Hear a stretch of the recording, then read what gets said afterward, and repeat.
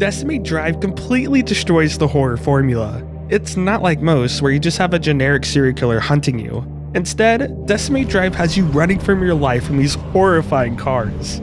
It's a game about murderous vehicles chasing you, and you have to survive through each level to progress forward. It creates this really organic and unpredictable experience that I've never really felt before, well, besides Alien Isolation. There's just one small problem. The game doesn't feel fully complete, which is why we're going to take a look at what this game excels at and what it could be improved upon from the story, gameplay, and visuals to make this game fully developed. And if this game interests you at all, I'll leave a link down below. With that said, stab the bell icon and let's get right into the world of Decimate Drive. So I think it's best we start with the story first, since there is a lot lacking before we get into the better parts of the game. And I also think it's good to mention that as I'm making this video, the developer is currently working on improving the story. But to put it short, the game starts with you outside a hospital where you've just finished your night shift. You slowly make your way to your car and hope to see Jose, but as you make your way to your car, you get kidnapped. Or adult napped? Same thing, right?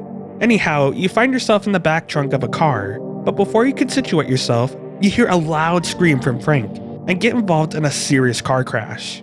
But you miraculously come out alive and see that Frank is mysteriously gone. This is when you start your journey of finding a payphone that works, but each one you go to seems to not work properly and instead teleports you to another area.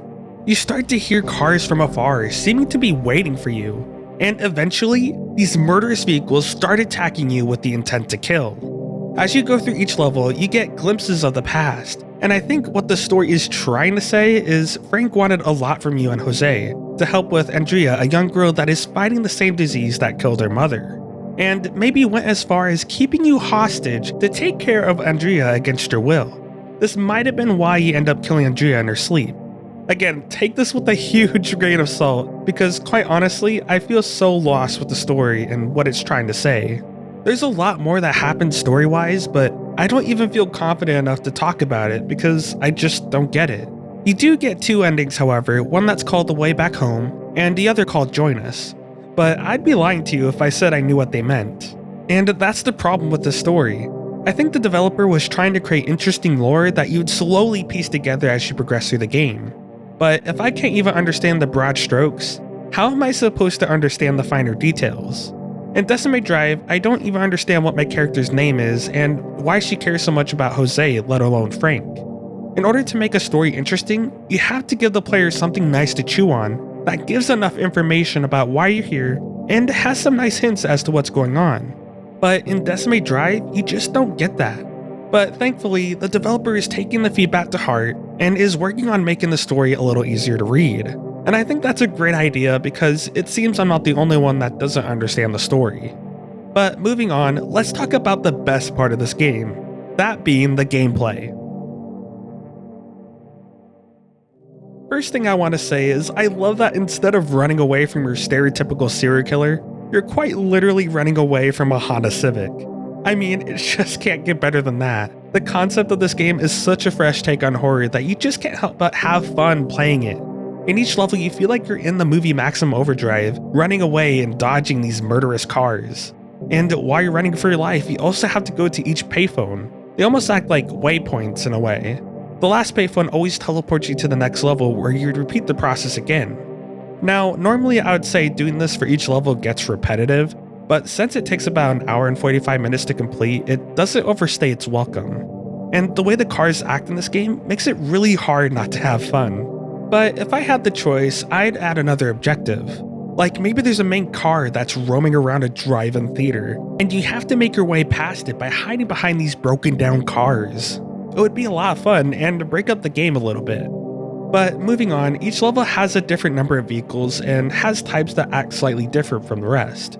This is what keeps you hooked to the game. Each time you play these levels, you always feel like you're getting a slightly different experience, even if you replay it. The AI pathfinding coded into these cars is really impressive, and even more so when you learn that this is made by one developer. The cars feel like they have weight to them. You'll see them sliding and drifting to steer back into your direction, and when they crash, it takes them a moment to back up and continue chasing you. These small details added to the cars and make them feel grounded in reality.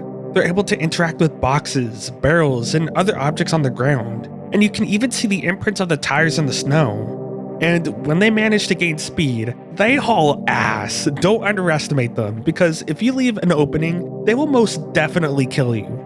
Overall, each car works as intended, and during my playthrough, I think 1 to 3 cars got stuck. But even then, it's not a game breaker because another car will spawn in and take its place to keep you on edge. And sometimes, another car that you've never seen before in that level will appear, catching you totally off guard.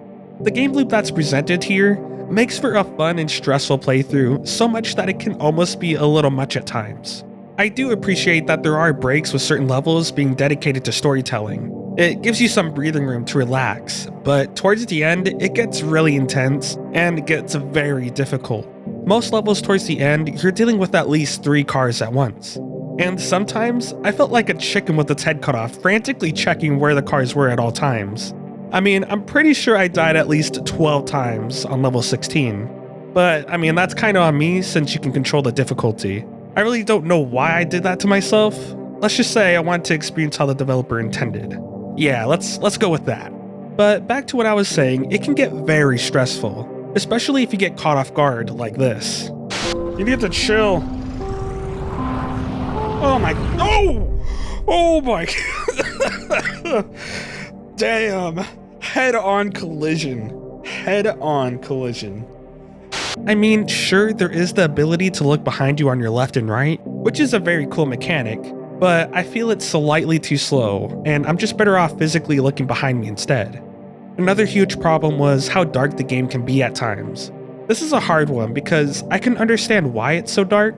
If the game was bright, you'd have an easier time seeing where the cars are at all times, which would ruin what makes it so suspenseful. So I think the best way to go about this is to offer more batteries that you find in the game to boost the brightness of your flashlight. Or better yet, just make the flashlight brighter at default so I can see what I'm looking at. Another thing that I felt was lacking is when you die. The death screen is so sudden and it feels a little lackluster. I'm not exactly sure what it needs, but maybe showing a large puddle of blood in the snow, along with the imprints of the tires, would be enough to tie it together. I feel it would add some more context instead of just saying you died like you're in a Dark Souls game. Also, I feel like there was a missed opportunity with the tank museum level. I was totally expecting a huge ass tank to come to life and start attacking me, but that never happened. I don't know if maybe this would break the plot of the story, so maybe instead of a tank museum, it should be a car dealership. And maybe you have a couple cars come to life in it. It would have the same effect as the tank museum, but fit better with the theme of the game. And of course, it would be terrifying. Since we're on the topic of environments, I think it should be more known to players that you can use the environment to protect yourself, especially from bigger vehicles. For example, barriers, light posts, the front porches of the houses, and many other objects can be used as ways to defend yourself. I do enjoy the use of the potholes, it's very clever, but also make it known to the player that they can use other parts of the environment as protection. It makes the game a lot more strategic and more engaging because of it. Now, another thing that I felt really should be added into the game is having more scripted sections with some of the cars. For example, the first time you encounter the ice cream truck was just perfect. Going down that dark, narrow path and not knowing what could be waiting on the other side, and as soon as you get to the payphone, you start to hear a familiar sound from your childhood. And just like that, before you can even react, this happens. Oh my god! Oh my god, that's not fun. We need more of this. It's done so well, and I think if some random designing balanced out the organic chase sequences with scripted bits, this game would be on a whole other level. I have a feeling this is what's holding the game back a bit, because with these scripted events, you'd have full control on building up tension and have the best organic chase sequences to have the payoff of being scared shitless. This would also add some breathing room between constantly being chased by cars, and maybe along with this, give each car a personality. Each car in Decimate Drive does technically have some characteristics, like a chemical truck that makes your vision loopy, almost as if you're drunk. I mean, at least we aren't drinking and driving, just don't drink and walk, kids, or you could end up like this. Another great example is the sports car that can go super fast but has poor handling. It's nice, but sometimes it doesn't feel like enough is being changed. So what about this? There's a black car that kinda resembles a Subaru. It's hard to see in the dark and can catch you off guard sometimes. But what if this car in particular wouldn't chase you and would actually stalk you and wait for when you're most vulnerable? And maybe it likes to hide in the dark where it's hard to see it. Imagine how terrifying that would be. Not only do you have to worry about the cars chasing you, but now there's a car stalking you, waiting for that opening. Now that's terrifying. This is what I mean by adding more cars that have personality, and I think it would just make the game more memorable. Don't get me wrong, I really like the diversity of the cars. They all bring a little something to the table. I just think it would improve the game if more cars impacted how you played more. One thing that made me really happy when I was playing was the use of the music from the car's radio. In my older video going over the very first demo of this game, I mentioned how cool it'd be to have the cars play eerie music as it chases you. And sure enough, it's in the game, and it's perfect. You can hear the music from afar, but it's slowly getting louder and louder as it's coming for you with the intent to kill. It's perfect, and I really enjoyed that.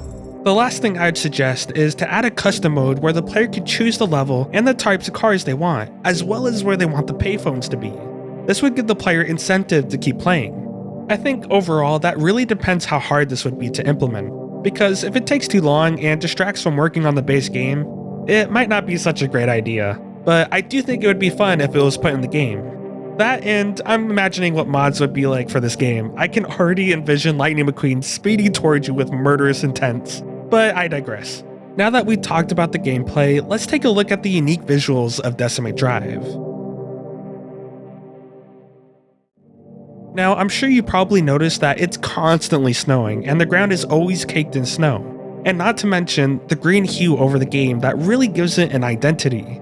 This combined with the loneliness you feel in each environment makes it feel eerie and surreal. The world feels like a strange dream, and the retro music really encapsulates this feeling.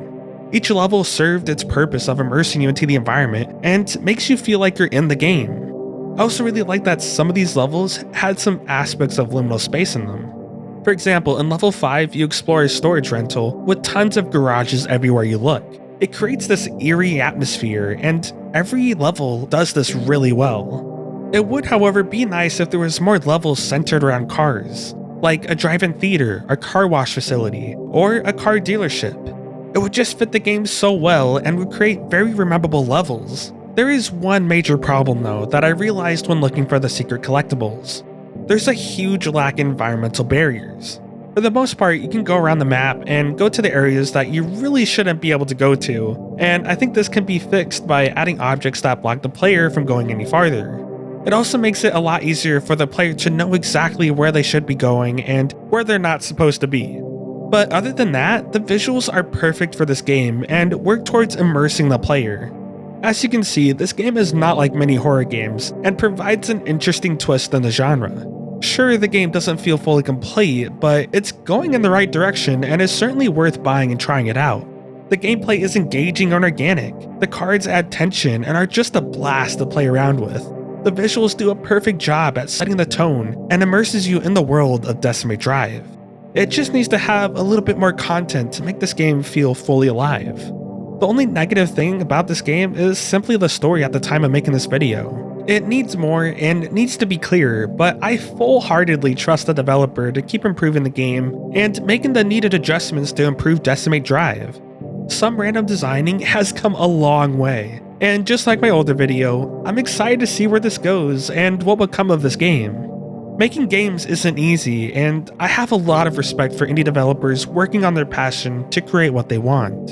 In a way, that's part of what makes this channel. Sure, I'm not a developer, but I have a passion for horror games, and I make it my mission to inspire others to do what you love and improve with each project you make.